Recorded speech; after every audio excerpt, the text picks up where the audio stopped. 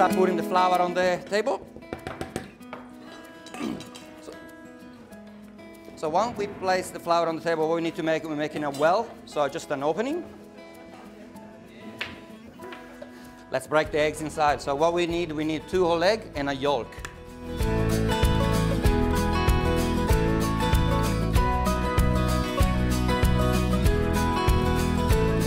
Now let's start mixing. So pop the eggs.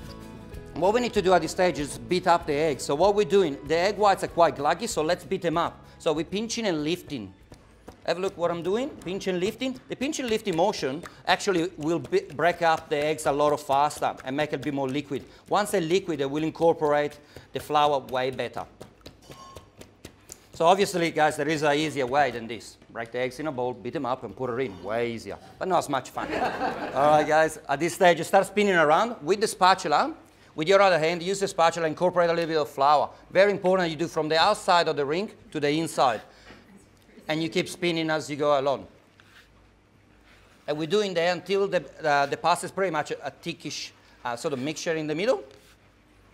And then we just pause and we move on to the next step. What we need to do, we need to take a portion of flour, move it aside, make sure it's clean, it doesn't have any egg or anything in it. Tuck everything in. Now, until now, we use the fingers. Now, we're going to stop using the fingers. We're going to use the palm of our hand and just press it onto the bench like that. You're just stretching the pasta onto the bench and using the spatula to maintain a little bit of the mess. Go back to the pile of flour, both hands, pick it up, stay over there where the flour is and rub your hands clean. That's the best option I can give you to clean the hands from the sticky bits of the pasta. All right, tuck it all in. Now with the scraper, what's important, you're scraping onto the bench where we mix the eggs so that everything is pretty much stick there. So just scrape it, move the dough aside, shift the dough aside, scrape under there. Once that's done, we put the dough back into it, and that's when we start the kneading process. Again, palm of your hand, what you do, keep stretching it onto the bench. Like as you're doing it, you will see sticky bits open up. That's when you put the dry bits into it, and you keep doing there until pretty much everything is incorporated.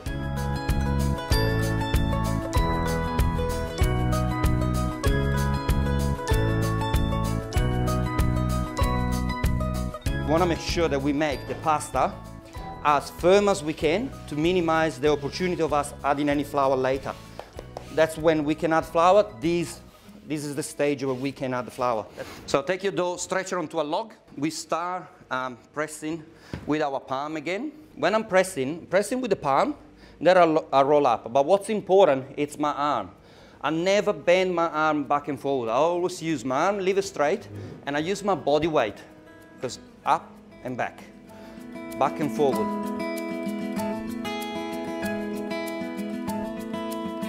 So next one, pasta making. Now, the pasta's rested long enough, so we're gonna actually stretch it, laminate it, and then stretch it to the right size. So what we do, you put it through, then you fold it in 3, and you put it through this way. The next way, you're crossing it, like if you're doing puff paste.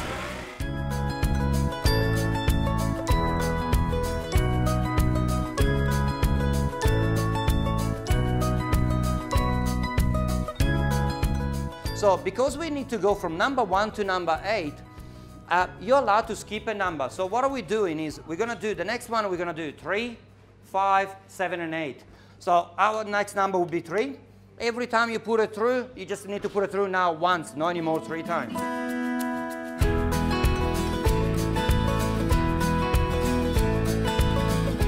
A simple cutting that you can do by hands by taking a sheet of pasta, a little bit of flour, another sheet of pasta on top of it. You roll it up, but when you roll it up, it's very important. Don't roll it too tight, keep it nice and light. You're just folding it over pretty much. And then if you want to really be pedantic, you trim the edge a little bit because it's a little bit rough. And obviously, you can remix it in and do it again. And then you just cut it down. So if you wanted to say pappardelle, you cut a little bit thicker. Then you got your fettuccine.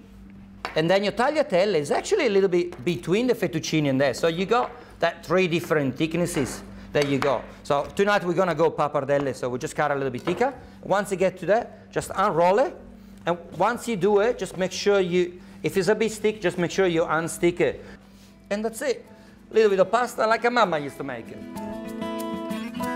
when we do that sauce, we need to start everything from cold. So we're gonna start adding the oil. The reason why we're starting from cold, onion and garlic, is because if you start from cold, what we achieve, we're gonna just soften the onion and the garlic.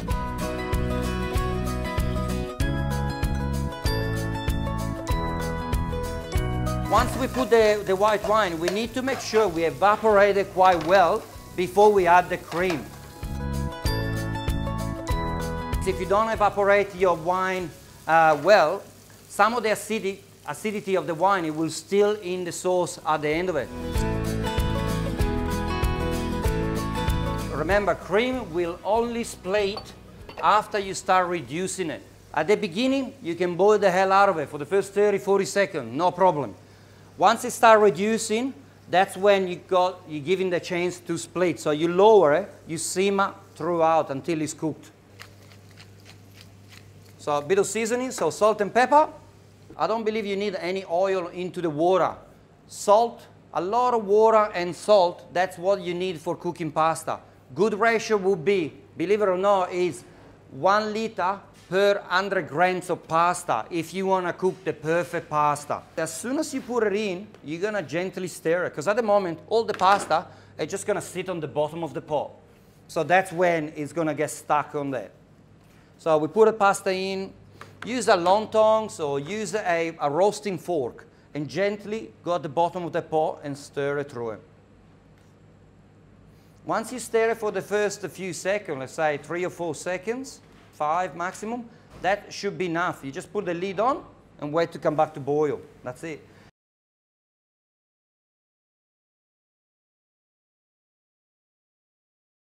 Keep a little bit of that water, because if your sauce, any given time your sauce dries up too much, there is nothing better of you adding a spoonful of this water into your sauce. All the flavor is in there. You got your spinach, your pasta flavor, everything is in there. So at this stage, what we need to add, just the rest of the smoked salmon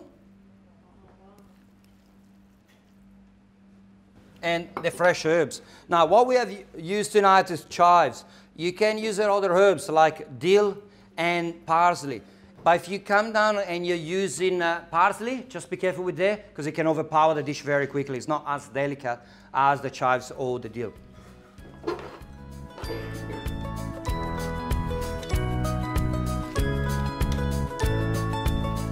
That was a good save.